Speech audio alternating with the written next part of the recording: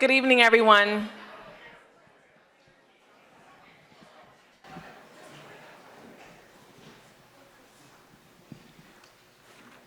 Oh, that's so nice. Thank you all. Welcome. I am Sabrina Cherry. I'm a faculty member here at UNCW, but I also have the pleasure of serving as the interim director and architect for our forthcoming Equity Institute. Words truly cannot adequately describe how excited I am to see so many faces tonight, many of whom I've never met in person. We've just seen each other on Zoom. So thank you all for coming out tonight, and we appreciate you being here. We're looking forward to an engaging evening.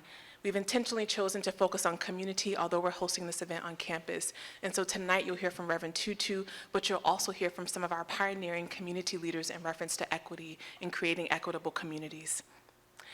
Before we get officially started with the speakers for tonight, I want to go over a couple of logistics. Some of you have already found this out, but the restrooms are, if you go out the door to your left immediately, there's still food available. We apologize that we ran out of plates, but there's accommodations available. So those of you who are taking advantage of those with the carry-out plates that the Deb has loaned to us or given to us, you can welcome yourselves or help yourselves to those. We also have dessert on the second or the right hand, my right, your left side of the room. So please help yourselves throughout the evening to more food, more snacks, more refreshments, and more beverages as well. At this time, I'd like to introduce Dr. Janine Minjay. Janine is a professor in the Department of Communication Studies and currently serves as the Associate Provost for Community Engagement and Impact and the Executive Director of the Office of the Arts. She has been a community advocate for 14 years in LA, where she was the Director of Community Engagement at Cal State University, Northridge. Dr. Minjay has won the Visionary Community Service Learning Award, the Don Dorsey Teaching Excellence Award, and the OSCLG's Feminist Teacher and Mentor Award. She was co-facilitator of Bridges, a teaching excellence program. Her areas of research include community-based research, community activism through the arts, health and wellness, space, place, and qualitative methods. Please help me in welcoming Janine to the podium.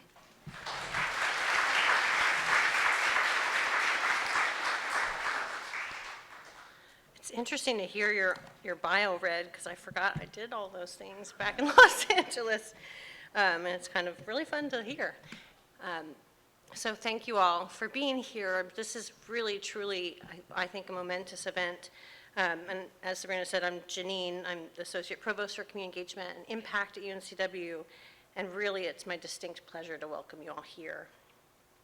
We have an amazing speaker tonight, and I look forward to Reverend Tutu's thoughts. We also have an incredible lineup of leaders in equity, diversity, and inclusion from our community as panelists. We have Mr. Redigo Long Jr., the current NAACP president, as our moderator, and I'm lucky to say a shining star in the Office of Community Engagement here at UNCW as our moderator.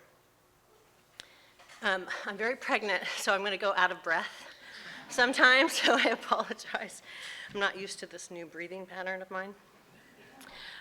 This is also a really special night as we introduce to the community the formation of UNCW's soon-to-be-established Equity Institute. When I arrived on campus almost 3 years ago, it was clear that we needed to do more to support equity initiatives on this campus and in and with our community. I was hired to support and strengthen UNCW's commitment to community engagement, and as it is clearly articulated in our mission and vision of the university. And the university does have a long history of deep commitment to community engagement as an excellent learning opportunity for our students and as a means of being in mutually beneficial relationships with our community partners. But I was hired to open the university to and for our community. I was hired to try to make a clearer path through that wall of trees separating the campus from the rest of our community. And while there is still so much work to do, I remain encouraged, passionate, and dedicated to this cause. And UNCW is here to support, to collaborate, and to co-create change with you. Working with the likes of Dr. Danielle Roseborough, where are you? There you are.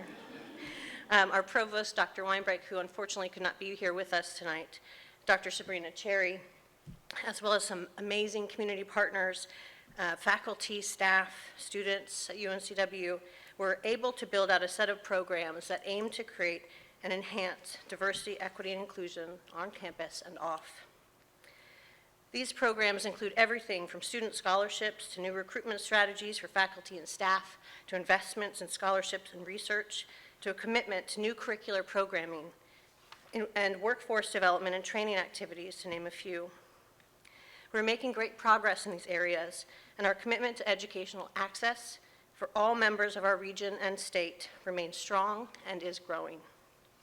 The forthcoming Equity Institute has been developed within the Office of Community Engagement here at UNCW, because by working in concert with our partners to ensure policies, programs, access, and resources are equitable, then and only then can all members of our community be free. Dr. Cherry will go into depth about the center's programs, mission, and vision of the Equity Institute in just one moment. I want to recognize our campus leaders that are here in the audience for their support and their own dedication to equity at UNCW and beyond. Where's Eddie Stewart, Vice Chancellor for University Advancement? He's waving in the back.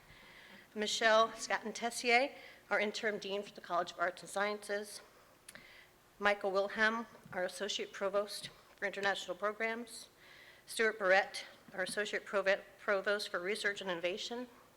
Carol McNulty, our Interim Associate Provost for Undergraduate Education and Faculty Affairs. That's a mouthful. You do a lot. Andrea Weaver, our Chief Communications Officer. Thank you all. Let's give them a round of applause.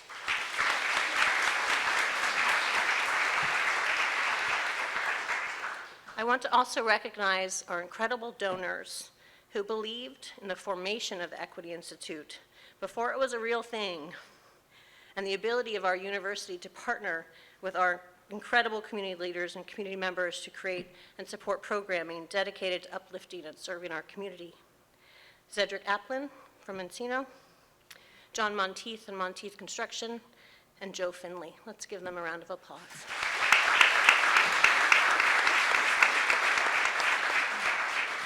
I also want to thank County Commissioner Rob Zappel for being here today.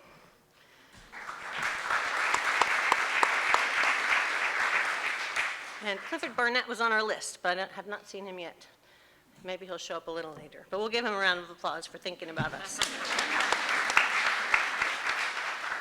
So through these programs, partnerships, and because of the amazing support of all of you, we are working intentionally and aggressively to create equitable opportunities for our students, our community, our faculty and staff, to build a more just and peaceful world, and to ensure fair treatment for all of us.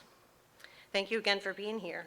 And I now want to introduce again Dr. Sabrina Cherry, our incredible interim director and architect of the Equity Institute. Sabrina?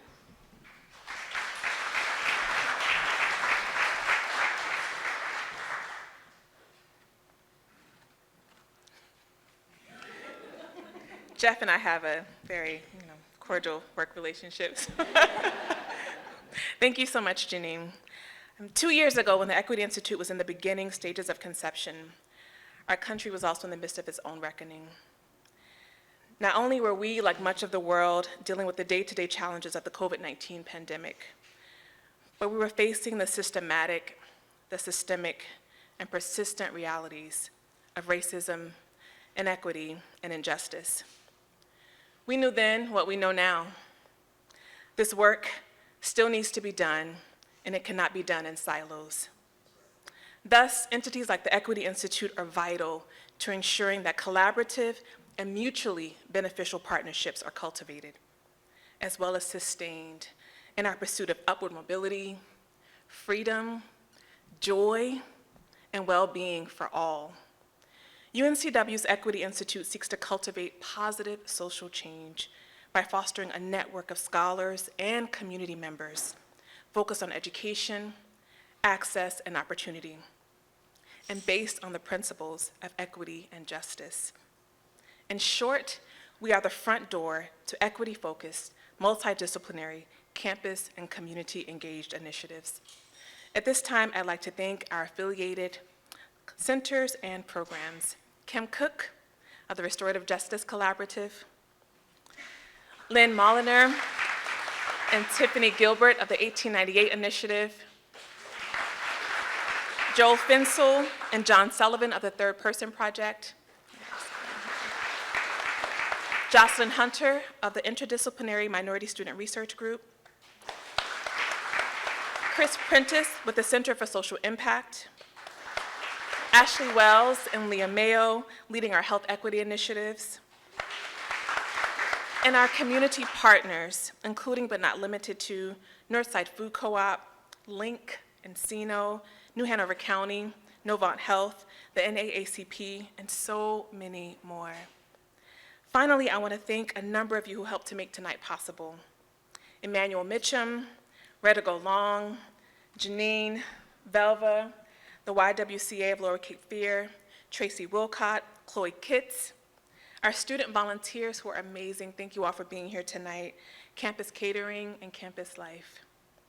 At this time, I'd like to introduce my colleague, my friend, community partner, Velva Jenkins. Mrs. Jenkins is currently the CEO of the YWCA of the Lower Cape Fear. In her role, she oversees all YWCA sustainable and community outreach programs that empower and advocate for women and people of color. At the YWCA, Mrs. Jenkins also created new initiatives to engage the community on issues of racial equity, social justice, health disparities, through the Talk on Race and Talk on Health. She is currently organizing a health summit to bring together health experts and resources to the underserved communities, and it's happening right here in town in May of this year.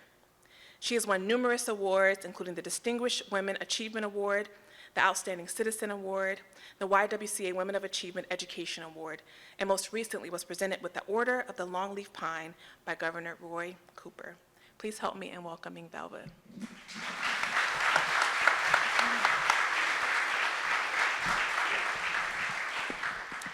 Good evening, everyone.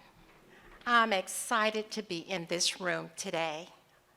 The YWCA is so excited about being a partner, and what excites me so much is that this is my alma mater.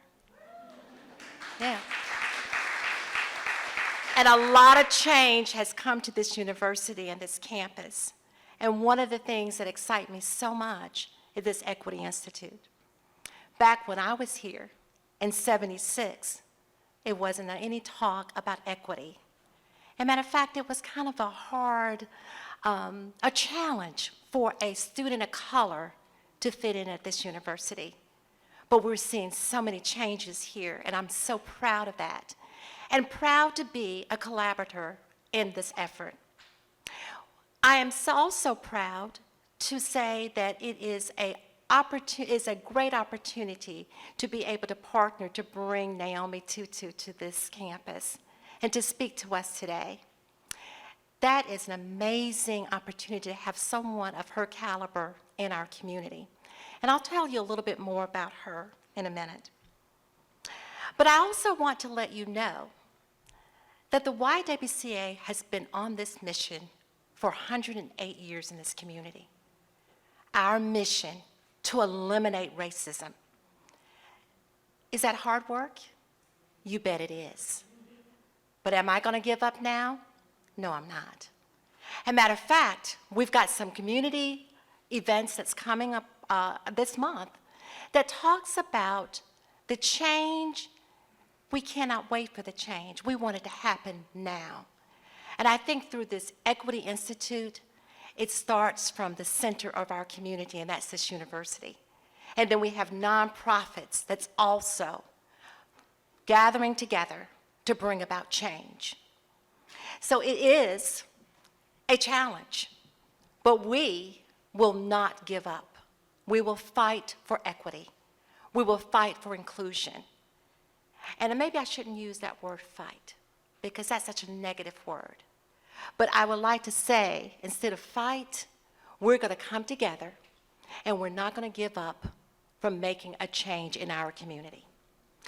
So now, I want to do two things before I go on and introduce our speaker. I would like to recognize two board members. Our board president, Evelyn Bryant,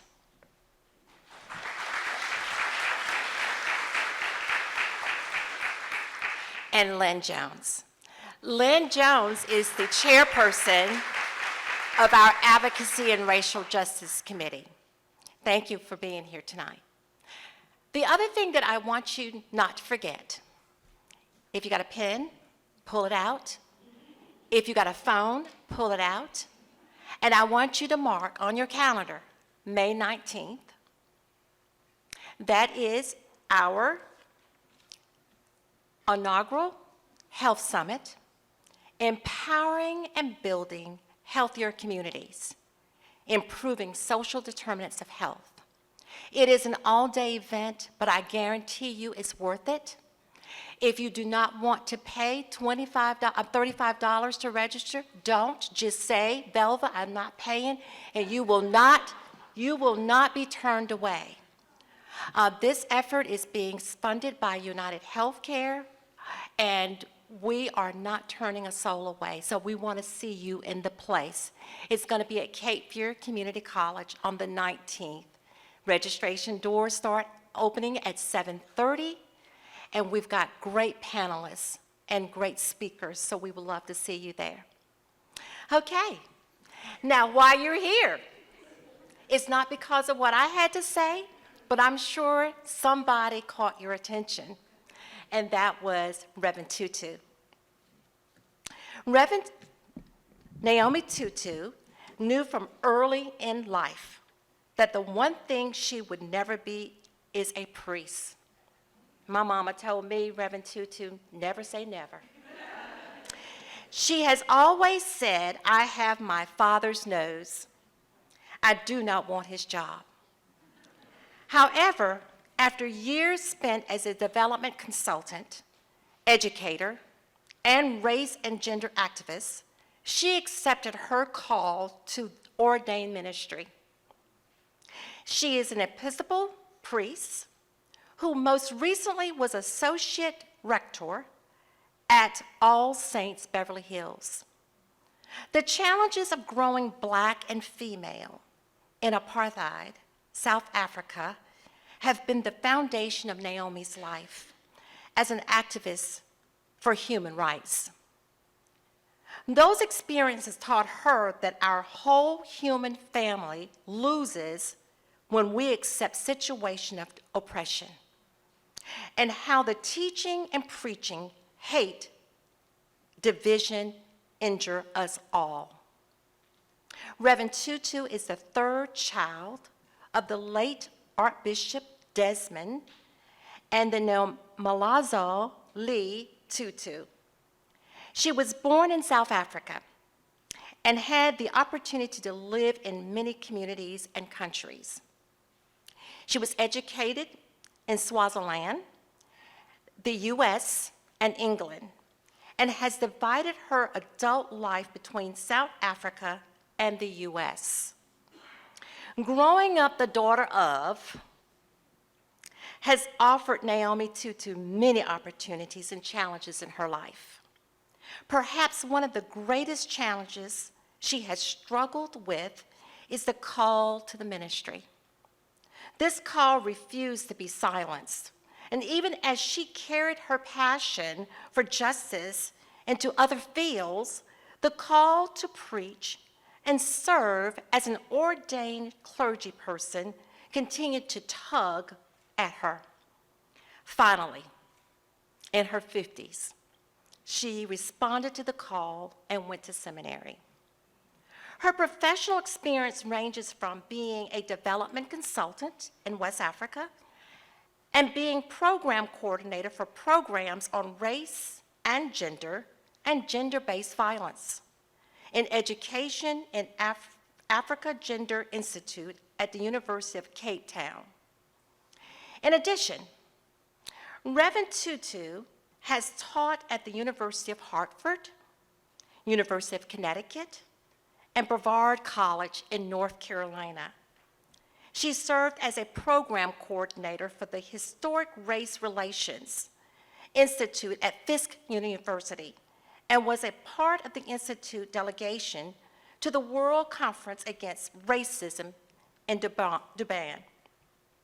She started her public speaking as a college student at Brevard College in Kentucky in 1970, when she was invited to speak at churches, community groups, and colleges and universities about her experience growing up in apartheid South Africa. Since that time, she has been a much sought-after speaker to groups as varied as business associates, professional conferences, elected officials, church and civic organizations. As well as speaking and preaching, Reverend Tutu has established the Nozawi Consulting, means Mother of Many Lands. And in her mother tongue, Kosia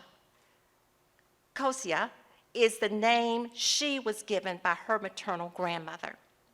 The guiding principle of Nozawi Consulting is to bring different groups together to learn from and celebrate their differences and acknowledge their shared humanity.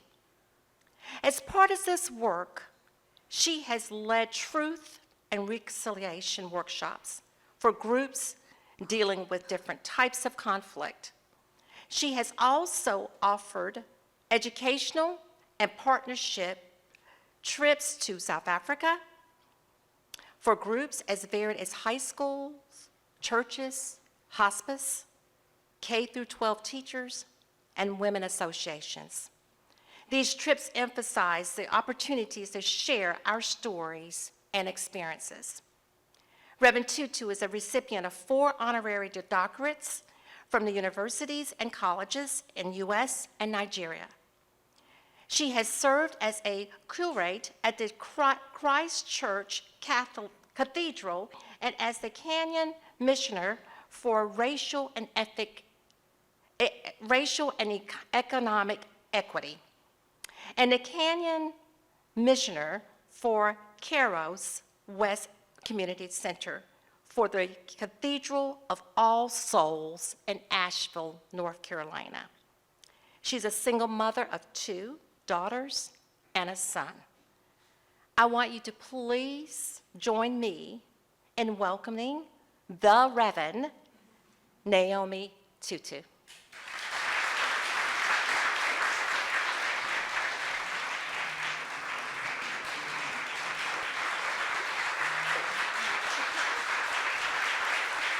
Thank you. Thank you.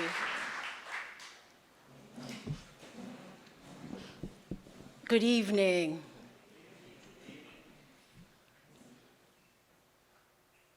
So I'm African, and we have this weird cultural thing that when somebody greets you, you respond. It's just so weird, isn't it? So can we try that again? Good evening. Thank you. That feels so much better. I am so honored to be with you this evening, and I hate to start off by contradicting my host, but I do need to contradict you, Velva. Seriously, y'all pay that $35? I mean, students maybe can't afford $35. The students can get in free, right? But we grown people can pay $35 for that opportunity. Oh my goodness, okay. I'm gonna try and behave now. So, as I thought about this evening and the work that is going on between the university and different community organizations, particularly the YWCA, which I am most familiar with, around eliminating racism and building justice, what came to me was to organize my talk around 3 African proverbs. And, you know, my grandmothers, who are both in heaven right now, I think they're both in heaven right now, are probably out there fanning themselves, cannot believe that I have got something positive to say about Proverbs, because when they were raising me and trying to teach me all about the importance of Proverbs, I was that long-suffering child That's something that should not exist, which is a literal-minded African child. You cannot be a literal-minded African child and make sense of the proverbs that African families use to teach us. And I don't know if any of you are familiar with African proverbs. I mean, you know, the Western proverbs, you hear it and you can get the sense of it, right? So a stitch in time saves 9. Make a correction as soon as it happens, then it won't become a disaster, right? The early bird catches the worm, the person who gets there first and does, you know, blah, blah, whatever. African proverbs are not like that at all. They are not, no. So, like, one that I still, even now as I appreciate proverbs, one that I still fight against, and that little part of me still lives there, is one that says, the child that does not cry dies on its mother's back. So you're going to tell me somebody picked up their child, put the child on their back, tied the tie to hold the child on their back, went around their business and forgot they had a human being on their back unless the human being cried? I mean, I have carried babies on my back. You cannot forget a human being is on your back, whether they cry or not. So what is that proverb trying to say? Irritating. I'll tell you what it's actually trying to say. It's trying to say that you cannot stay silent when you see things happening, right? But I mean, they're so dramatic, right? But the ones that I want to use today are 3 that have become, in fact, for me, guideposts and some of my favorite lessons, even though each of them, when I first heard them, was just irritating to me. The one is one that probably many of you have heard, because there is that whole talk of Ubuntu, the idea of Ubuntu, the idea of our connectedness as human beings. And the proverb says in Xhosa, my mother tongue, umntu ngumntu ngabantu. And it means a person is a person through other people. And that proverb is one that has 2 main meanings. One is the very generalized one, that as young people, as children, we learn what it means to be human by looking at those around us. So we learn how to talk, we learn how the proper way to eat, we learn the proper way to interact with one another by watching our family, our community, our siblings. That's how we learn what it means to be human. And then the other, which is the much deeper sense, is the idea that as human beings, our ability to thrive, our ability to succeed is based on our relationship with others. That as a human being, you cannot degrade another human being without somehow degrading yourself, that you cannot uplift another human being without, in some real sense, uplifting yourself. And this proverb was one that my parents said to us ad nauseum. I mean, they used it for every kind of situation. So I played field hockey growing up, and I would come home from a match and say, I scored the winning goal. And my parents would say, remember, a person is a person through other people. If the rest of the team had not been on the field, would you have been able to score that goal? Okay. Thank you to the rest of the team. But I scored the winning goal. or they would use it when we fought as siblings. So there were 4 of us. There are 4 of us. I think there should have been 1 of us, but my parents didn't ask my opinion. So we fought all the time, or they fought. I am the saintly one. So, and when we would fight, our parents would say, remember, umtu ngumtu ngabantu. So as you are insulting your brother or sister, you are insulting yourself. You are showing up a side of yourself that is not an attractive human being. And as I grew up and that proverb was used by my parents, by our family in the teaching of us, I would often think, that proverb sounds wonderful. It sounds lovely, and maybe it works in communities, in families where people care about each other.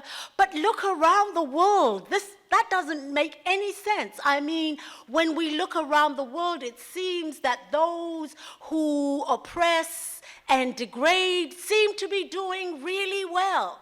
And as a young black child growing up in apartheid South Africa, I was like, white South Africans are living a wonderful life as they oppress us. So how does this proverb make any sense? And eventually, I came to see the truth of that as I started paying attention to the realities of life in apartheid South Africa. And so, yes, black South Africans were oppressed by apartheid, but I came to realize that white South Africans were also oppressed by apartheid. And the truth of it was that we were fighting to end our oppression while they were fighting to maintain theirs. And their oppression was that with all that privilege that apartheid gave them, they never could get away from the fear. The fear that black South Africans were simply waiting to take over and do unto them as they had done unto us.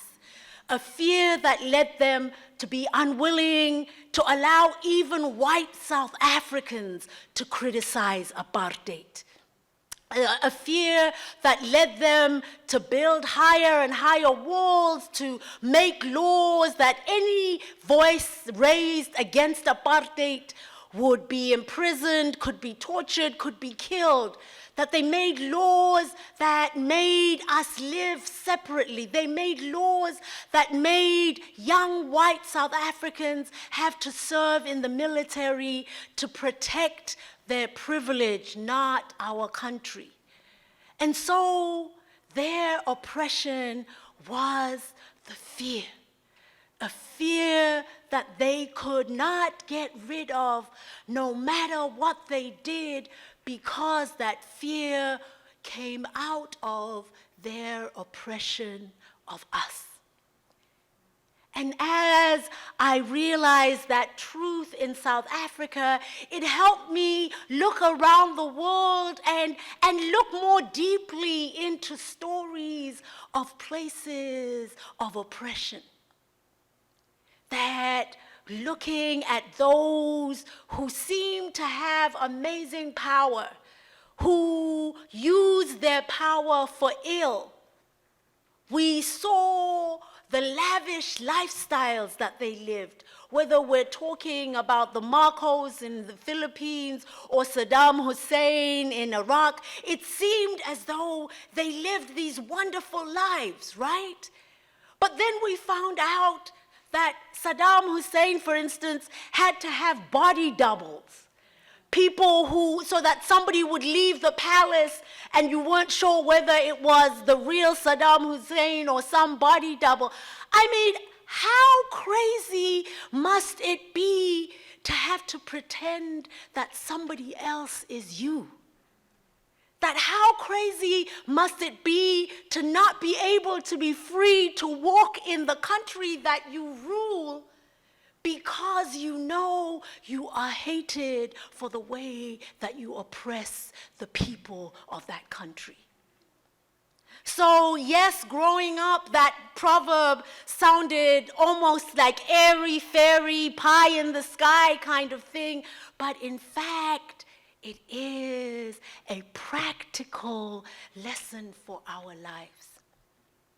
And as you launch these partnerships, I believe that holding on to the idea of this proverb, a person is a person through other people, can be a guiding light as you negotiate your different backgrounds, the different places that you enter into this conversation, your different experiences around racism and injustice, that if you remember that it is through your relationships with one another that you will make this change, that it is in recognizing each other's humanity, that you will build the community that you and those coming after you deserve, that this proverb will serve you well. And so on to the second proverb, which was another one that I was like, why? And the proverb is, in the time of floods, the wise build bridges, the foolish build walls. It's flooding. Why are you building anything at this point? It does not make sense. Whether it's a bridge or a wall, you should not be building.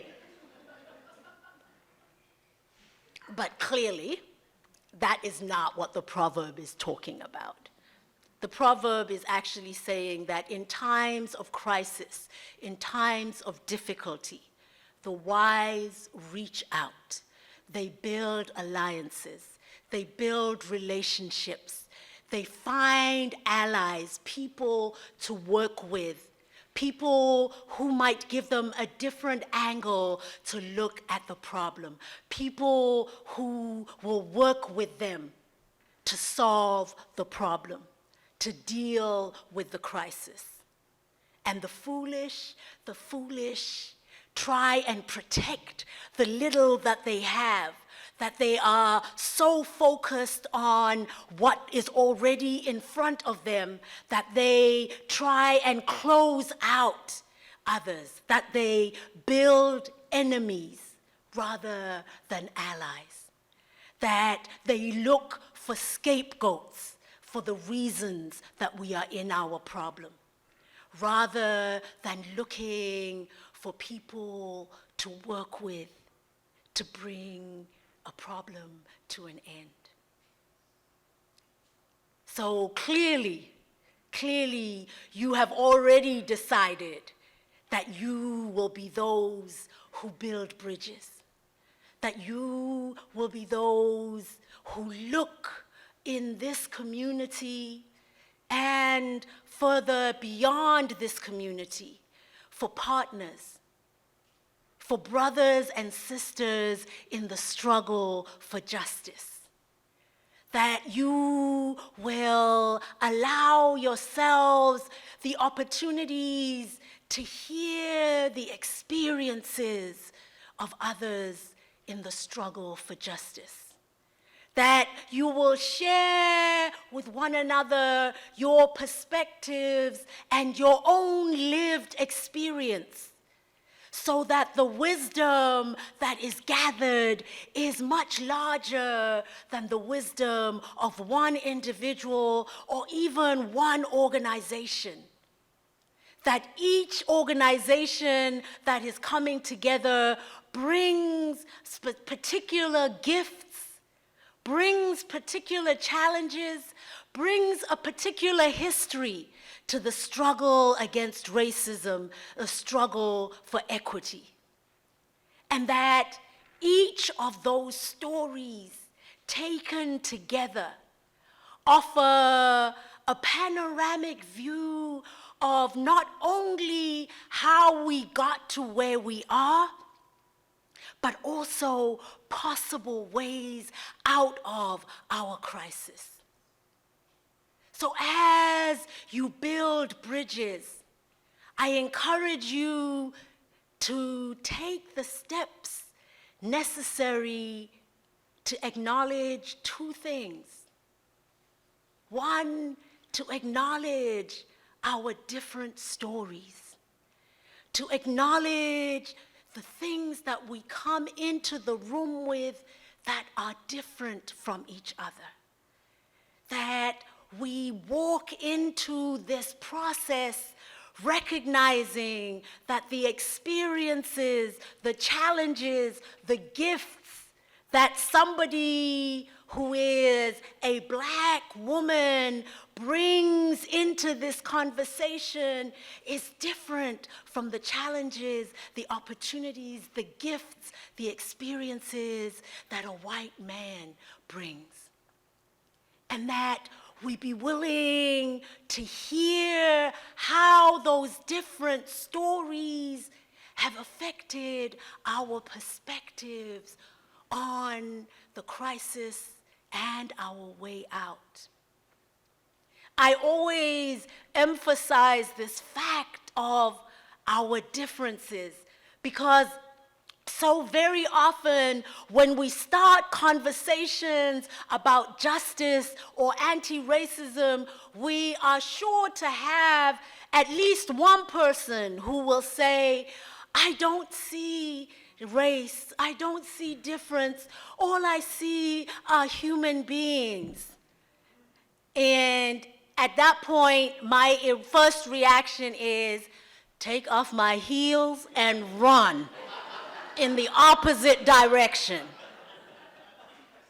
And that person will then probably say, why can't we be more like children? Children don't see difference. And I'm like, oh, you've never been around a child. Clearly, because children notice differences and they will bring up those differences at the most embarrassing time for the adult with them, right? I remember I am somebody who loves to do different things to my hair. And at one point, you think it's short right now? At one point, I had shaved it all off. I just decided, okay, I'm not having any hair. And so I was sitting on a plane, and a young couple came in with a little boy he was a toddler-looking thing. And he walked by me and then was like, why does that woman have no hair? And his parents were just like, come on, Jimmy, it's okay, yeah. And I was like, oh my gosh, this poor child is gonna be terrified of bald women from now on. So I was like, no, that's fine. I was like, no, I don't have any hair because I hate combing my hair. And his eyes lit up. Because you know he's been battling with his parents about the hair combing, right? And so he's like, oh, okay, thank you, ma'am. Kept going. I know the next day he said to his mom, why can't I have my hair all shaved off like the woman on the plane? Then we won't need to comb it. The truth is that we walk in this world as different people with different stories. And it is those different stories that make our world this amazing place. Once we acknowledge that those stories are a resource, are a place of wealth, are an opportunity to experience the world differently through someone else's eyes. That when we open the space for those different experiences, then our bridges are strong bridges. that lead us out of the flood of the crisis, that can lead us to a better, more just world. So build those bridges, basing our building on the shared differences. And our second is our shared humanity. That for all our differences, at our core, we are all human beings. We all dream of a place, a time when at least those whom we love will live in a society that values them.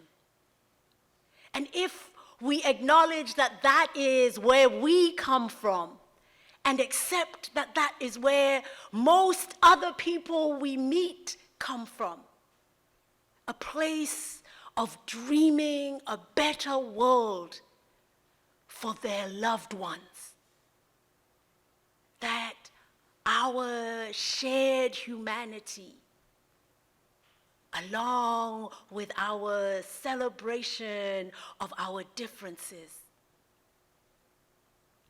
are an amazing foundation for the bridge into a better future for us all. And the final proverb says, if you want to go fast, you can go alone. But if you want to go far,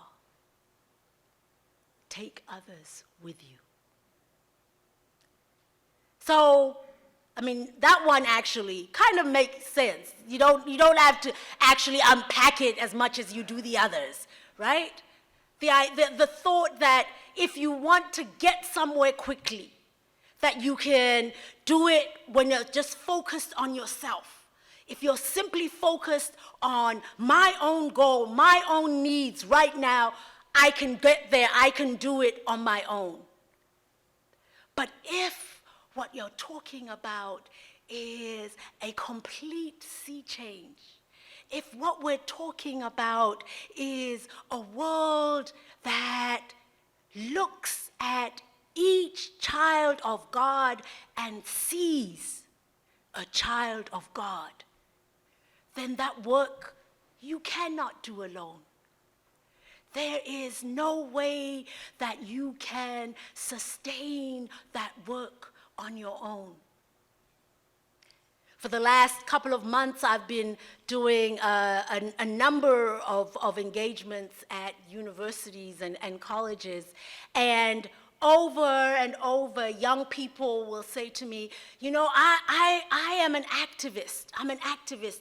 So tell me, how do I stay involved? How do I maintain this activism? How can I keep this up? And I say, you know, the first thing is find your pack.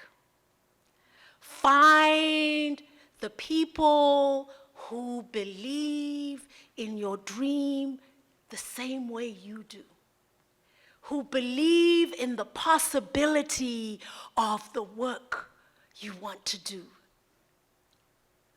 Just find that group of people who will encourage you when the going gets tough, when there are days, and there will be days, when you are involved in this work against racism, when it will feel like you are banging your head against a wall, when it will feel like all the doors are locked against you, when it will feel like you are talking to yourself, those days will come.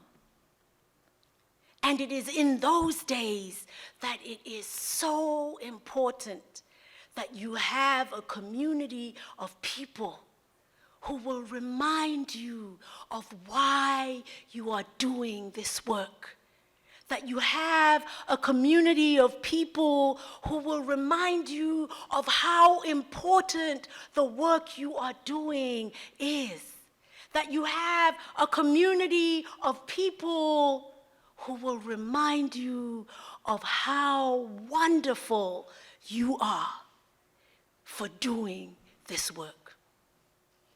That you need a community of people who will also remind you when it's time to step back and take time to care for yourself.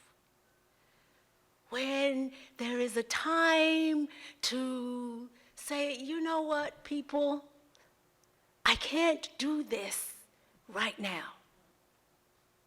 I had one young woman say to me one time, so how do you keep going all the time? And I was like, well, because first of all, I don't keep going all the time. In fact, there are days when I lock my bedroom door and I get a huge bar of chocolate and I turn on Law and Order in the heat of the night, Midsummer Murders, watch just a marathon of murder mysteries and just pretend that the world does not exist outside my bedroom. But part of the reason that I am able to come out is because of a community that reminds me that this work didn't start with me, and it probably won't end with me, but that the work that we are doing is going to make a difference in the lives of people in our communities. That the work that we are doing might not be the work that gets us a Nobel Peace Prize. And believe me, I know, I've written to them so many times, like nominating myself. Like, I think I deserve a Nobel Peace Prize because, fill in the blanks. They don't even respond. Like, ma'am, we got your letter, but that's not how it works. But that the work that we do impacts someone. It models for someone what a just society looks like. It models for someone what equity looks like. It models for someone how a world free of racism might look. So the work needs many, many hands. And for each of us to be able to do the work, we need a community. We need people who will encourage us. We need people who will challenge us. We need people who will remind us that the struggle is not ours alone, that we don't have to carry the burden on our own, that in fact, we can't carry the burden on our own. That if what we say we are struggling for is an equitable and just world, then to build equity and justice, we have to be about equity and justice in our relationships. And we can only do that in community. So as you set out on this journey, some of you have already been on this path for a long time. Some of you are joining the struggle in this time of crisis. Wherever you enter into the struggle, Your presence is absolutely necessary. Your contribution is absolutely essential. And so, as you start this work, remember, in the times of flood, the wise build bridges, the foolish build walls. Remember, if you want to go far, gather others to go with you. And maybe most of all, remember, a person is a person only through other people. Thank you.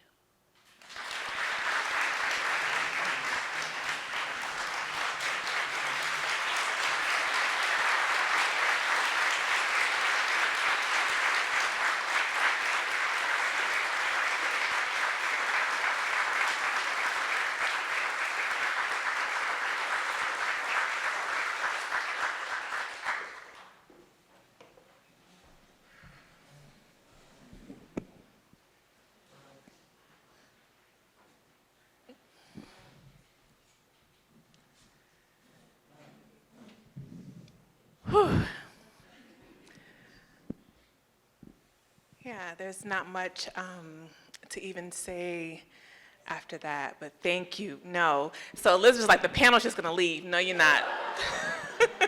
So to save some time, I want to again say thank you, Reverend Tutu. That was amazing and so timely, yes? So please join me in giving her another round of applause. As Redigo Long is coming to the stage, I'm also going to ask our panelists to go ahead and come on up as well.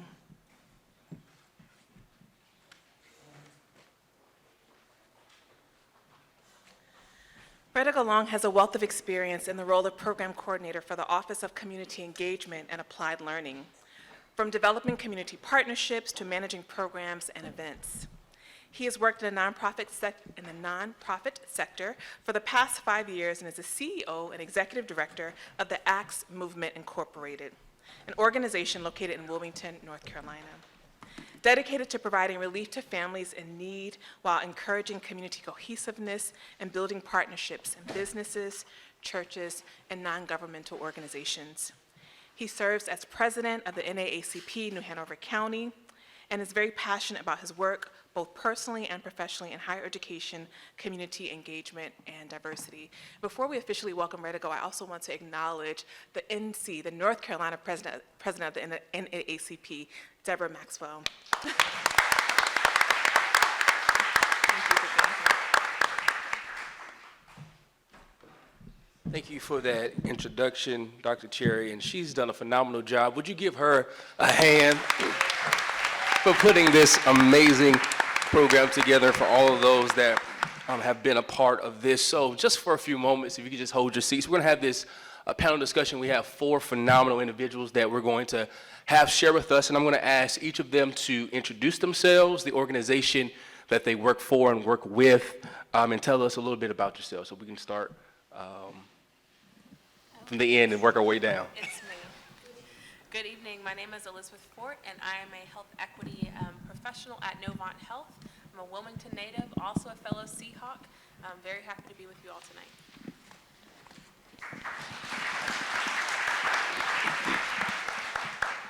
I am Linda Raleigh Thompson, the Chief Diversity and Equity Officer for New Hanover County. I am a Seahawk as well. See, we didn't have all that when I was here. I have been with the county now going on almost 20 months, and so I am very glad to be with you this evening.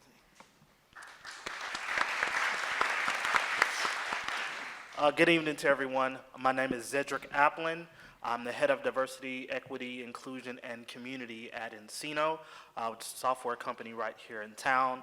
I'm originally from Dallas, Texas. I've been in Wilmington for the last 3.5 years, and in this particular position for the last about 18 months.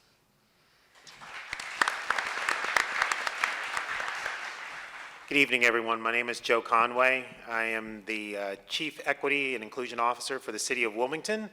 I've been in that position all of 85 days. Yeah.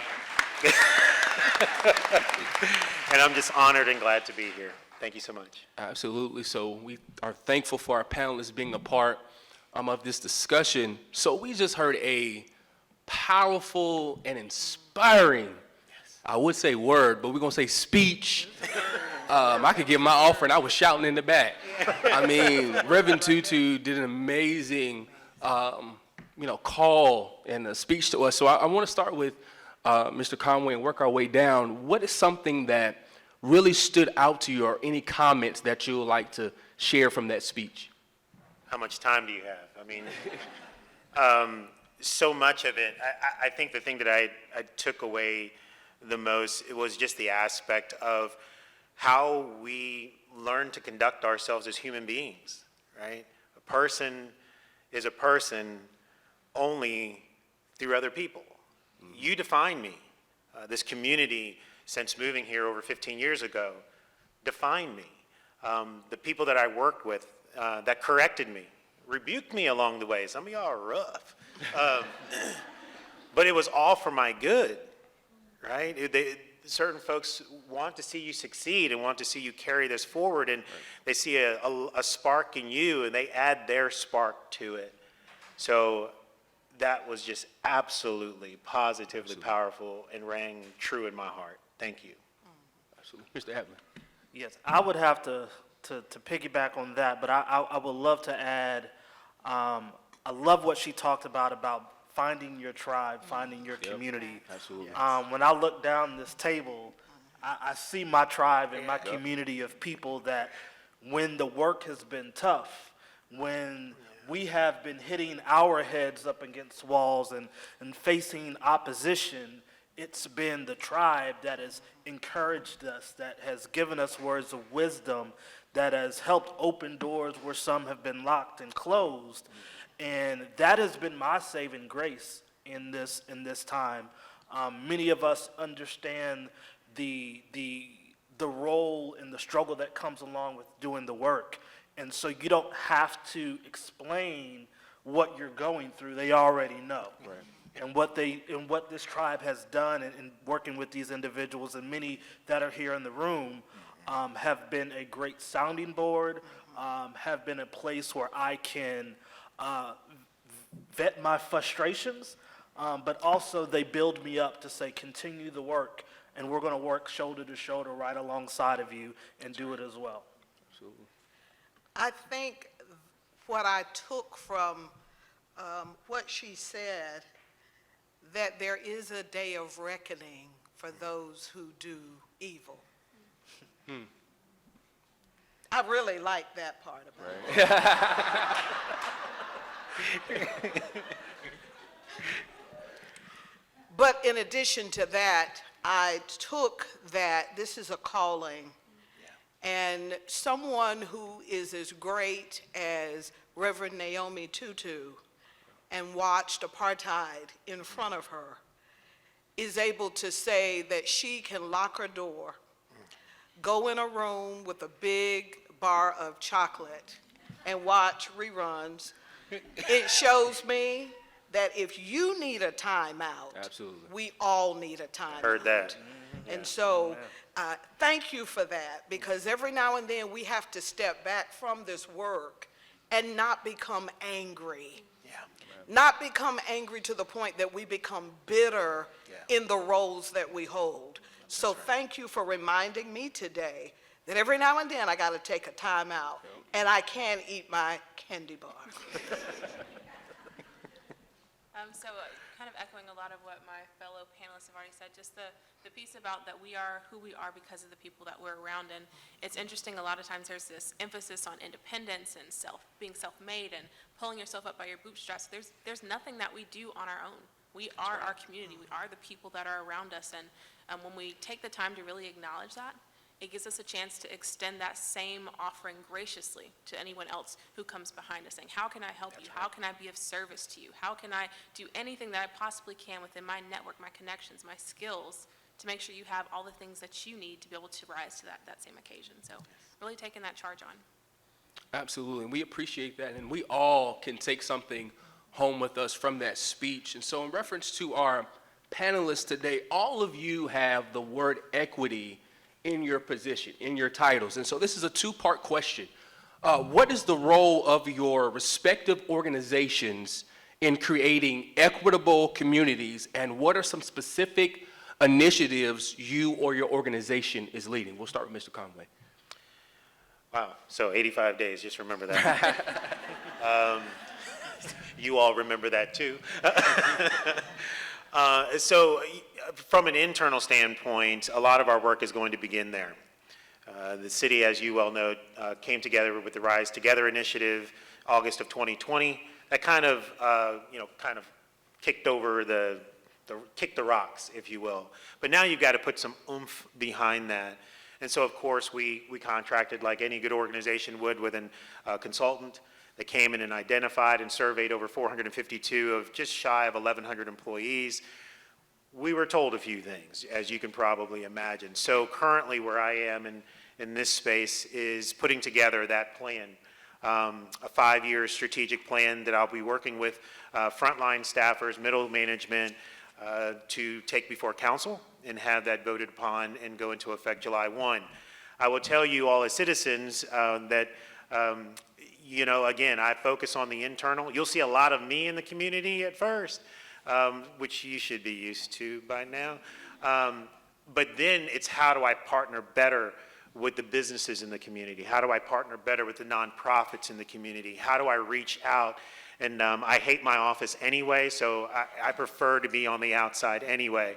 But there is that delicate balance that will have to be done initially. And as far as equity is concerned specifically, my focus right now is on a few things that have taken note. Of course, housing is always going to be one of those hot button items. I've now met with several people internally at the city level on our non-discrimination ordinance that went about 85% of the way there and left some work. So what does that look like? And where do we go with that? So again, I want to make sure I dot every I and cross every T before we continue down that road. And then there's, of course, how do we network with those businesses to give them opportunities with the city and track that information and report on that 14% that you see on our website back to the community, building that transparency and dashboard for the community to actually look at and say, they're actually doing it. I would say on my part, I've been in this role a little over almost 18 months now. And one of the biggest things that I've been focusing on and will focus on for this fiscal year is hiring. Looking at how we hire, where we recruit. So one of those initiatives is recruiting more out of the HBCUs that are here in North Carolina. There are a lot of great and talented students in those schools, and really helping to redirect our strategy as to how we recruit, how we find talent, and how we prevent people at our own organizations from us doing the same thing of what we've always done, because that's yielded the same results. So if we want to be different, we have to do different. And then expanding our mindset of that diversity, equity, and inclusion is not just a human capital problem, but we have to look across our entire organization as to how we procure the things that we do, making sure that we have a supplier diversity and an equity program, giving opportunities to minority and small and women-owned businesses that supply a lot of the things that we do for the business. So there are many things that I do in that aspect, but the two biggest things that I'll be focusing on for this fiscal year is rethinking the way we hire and recruit, and then expanding equity beyond just a human capital problem.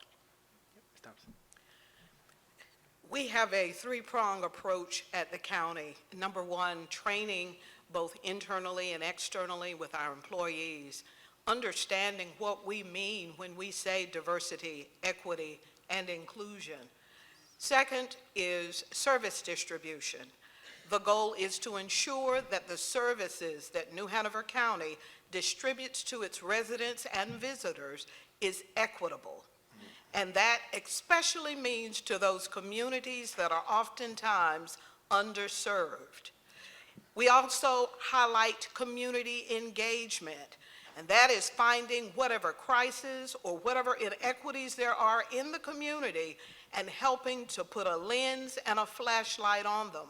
For example, the 135 families in public housing that are currently displaced because of mold, we have to put a spotlight on it. And then we have to work collaboratively to get those individuals back in their homes. That's right. That's right.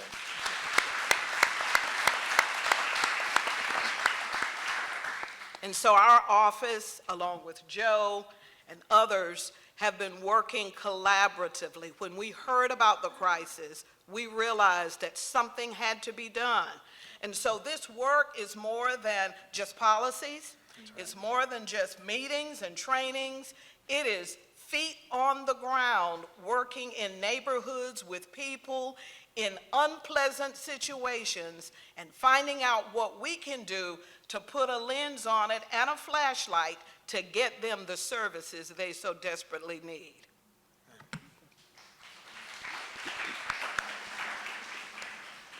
So at Novant Health, some of our primary focuses are obviously our patients and the care that we provide, but also how we're taking care of our team members and also the education that we're providing for those who are coming into the healthcare field. And so some of the things that I'm most passionate about, we work on projects related to sexual orientation and gender identity, making sure that we're giving patients a safe space to come and self-identify.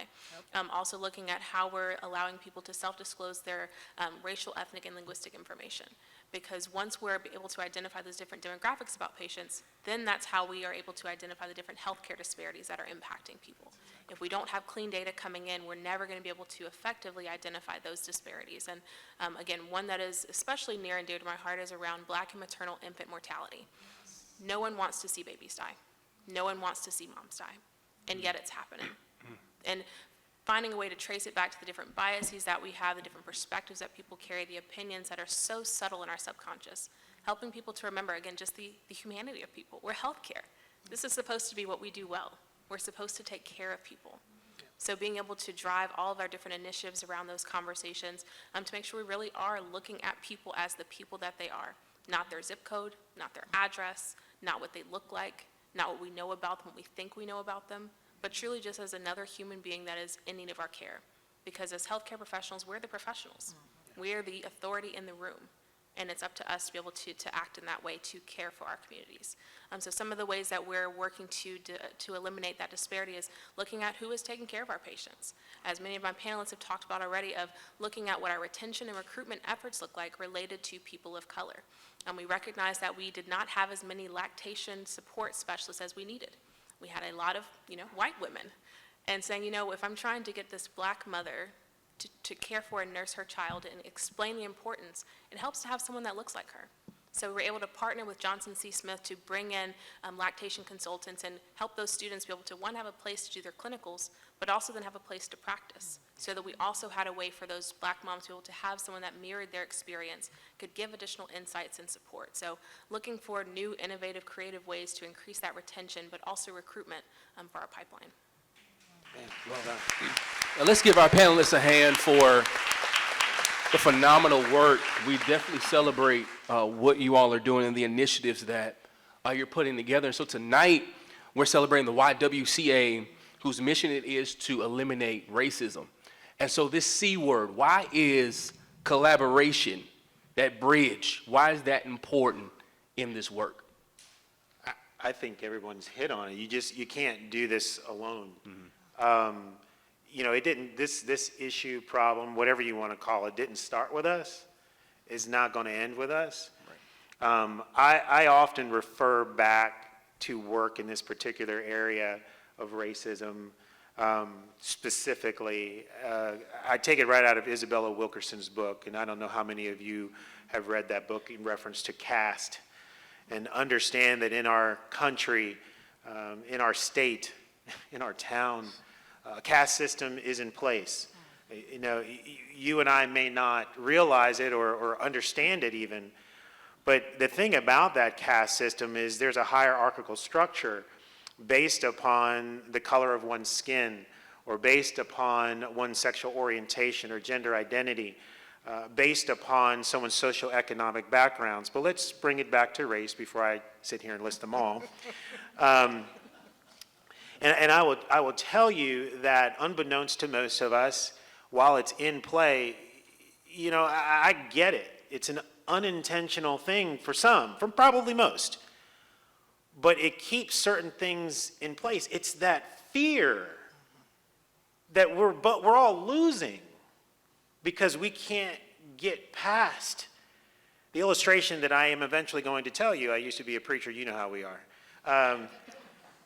And that illustration out of Isabella Wilkerson's book is the house. It's the best illustration I have to date, and I will use it no matter where I go, and I will always give her credit for coming up with it. But when you and I buy a home, right, in our home in Jacksonville, Florida, or Gulfport, Mississippi, I'm looking at my wife down here, we had a home that we purchased from a guy named Nick. That's all I can remember about him. I don't remember his last name. And Nick did his own projects in that home. But it's ours now. But every time I ran into a project, like the time that a power line was run over a 2x4, so that if you're putting a nail into the wall to hang a picture, you might have a shocking experience. I would call them Nick projects. Well, honey, here's another Nick project. But though I was cursing his name, there was nothing I could do. It's my problem now. And if I discover the wire that particular way, it's up for me to fix it so the next person that buys that home, and we did sell it, doesn't call it Joe Projects. Right? This society with this caste system that we all are in, we inherited. We didn't create it. That doesn't mean that we're not responsible for it.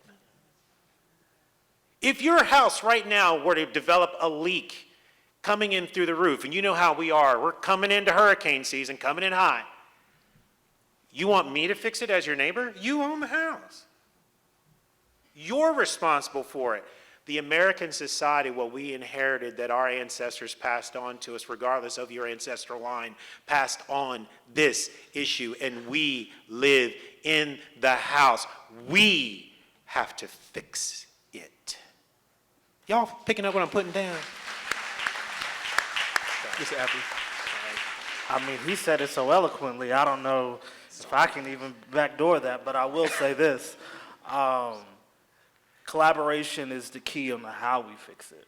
And so it's going to be not just people that look like myself and Joe and Linda and those here on the panel, but it's going to be people that look like everyone here in the room that is going to have a responsibility and an obligation to help fix it.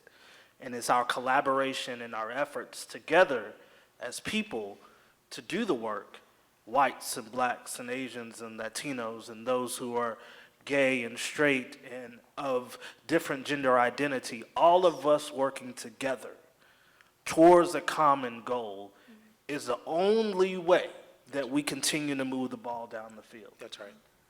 Ms. Thompson.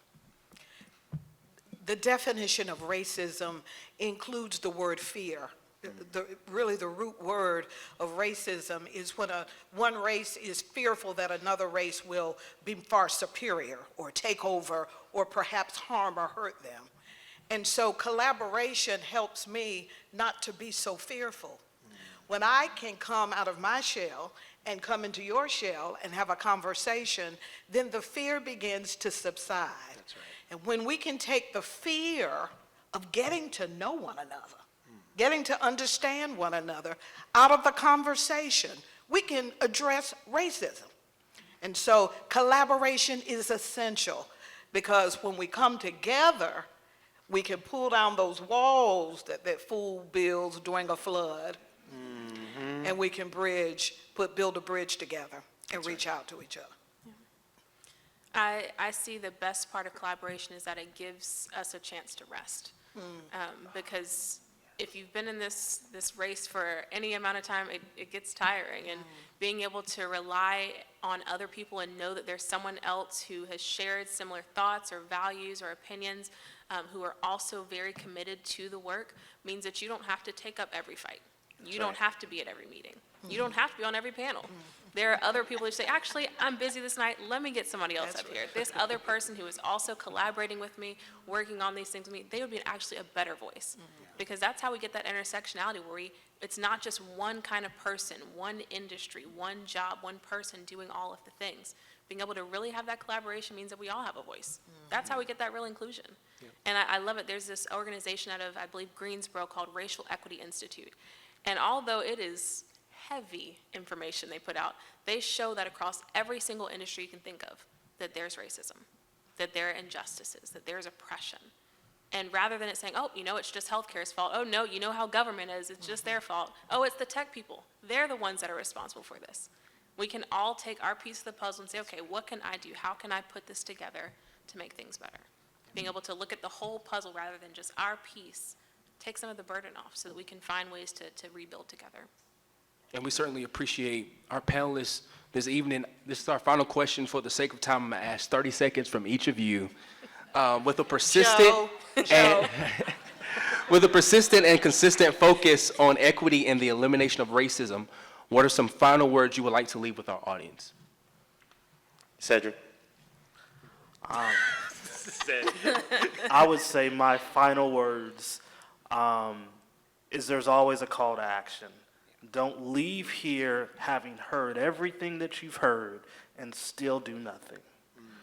Find somewhere to plug in, find some people that are doing the work and work alongside them. I always say that there's always a call to action, and Reverend Tutu gave us a great call to action for today. But I would say to you who are in attendance today, don't leave here having heard what you've heard, experienced what you've experienced, and still do nothing. Elizabeth? Oh.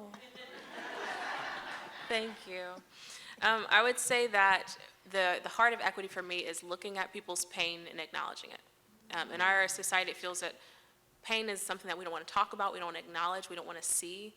Think about how we're probably going to drive home and see someone on the side of the road, and the first thing we do is look away. And although we might not be able to fix all the things that's going on in that person's life, we can look at them as a fellow human being and at the very least acknowledge them. And when it comes to having conversations about how we eliminate inequities, just do it. Start the small things. Sometimes we talk about, oh, well, let's do this, and we need this stakeholder. We need to just do something. Because in reality, we only feel what we're in proximity to.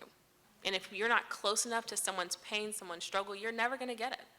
Think about the fact that maybe in another place there's an earthquake. And we're not the ones that feel the tremors and the shocks. But when someone says, oh gosh, it was terrible, and you're like, well, was it that bad? You didn't feel the shocks. You didn't feel the tremors because you're not in proximity to that pain, to the issue that's going on. So maybe if you put your feet on that person's soil, where they're coming from, the things that they've seen, that's where you feel the pain and can empathize and really find ways to create change. Can we give our panelists a great hand this evening?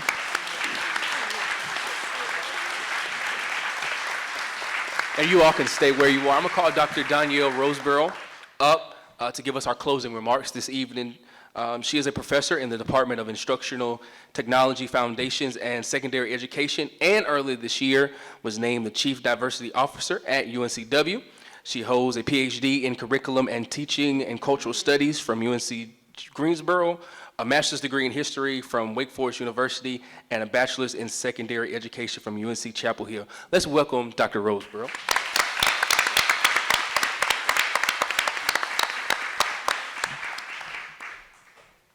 Thank you, Renigo. And as he read that, I have to apologize to Dr. Cherry because I did not send her that bio as I was supposed to, and she still found it.